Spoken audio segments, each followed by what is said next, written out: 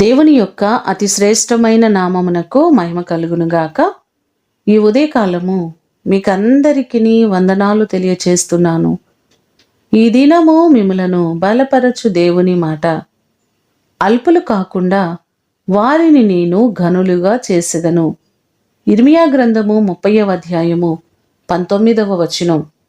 మన దేవుడు మనలను ఘనమైన స్థితిలో ఉంచేవారు.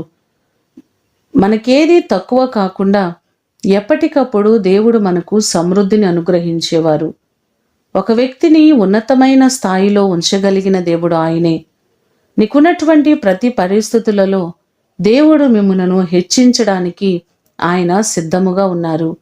కీర్తనలు 91వ కీర్తన 14వ చరణంలో చూస్తే, అతడు నా నామముని ఎరిగినవాడు గనుక నేనతన్ని ఘనపరిచెదనని బైబిల్ మనకు సెలవిస్తుంది. మనము దేవుని ఎరిగి ఆయనపై ఆధారపడినట్లయితే ఆయన ఘనమైన స్థితిలో ఉంచుతారు. ఈ మాటలు వింటున్న మీరందరూ అన్ని విషయాలలో ఘనమైన స్థితిలో ఆశీర్వదించబడుదురుగాక. ప్రార్థన చేసుకుందాం. మమ్మలను మిక్కిలిగా ప్రేమించిన మా ప్రియ పరలోకపు తండ్రి, మీ పాదములకు వందనాలు, స్తోత్రాలు. ఘనమైన స్థితిలో మీరు ఒక వ్యక్తిని నిలబెట్టగలిగిన దేవుడవు. దేవా, నీవు మాత్రమే ఆశీర్వదించగలిగిన దేవుడవు ప్రభువా. ఆ ప్రియులెల్లరినీ జ్ఞాపకం చేసుకొని ప్రతి వారిని మీరు ఘనమైన స్థితిలో ఉంచండి.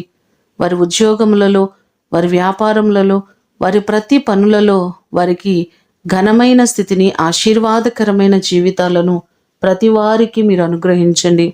ఏ విషయంలో వారు ప్రభువా అవమానపరచబడుతున్నారో, ఏ విషయంలో వారు నిందించబడుతున్నారో ప్రతి వారి అవమానములను, నిందలను మీరు తొలగించండి. అన్ని విధాలుగా వారిని ఘనులుగా మీరు చేయండి. ఈ దినము కొరకు వందనాలు, కృతజ్ఞతలు తెలియచేస్తూ యేసు అతి శ్రేష్టమైన నామమున అడిగి వేడుకొని పొందియున్నాము తండ్రి. ఆమేన్. దేవుడు మిమ్ములను దీవించునుగాక.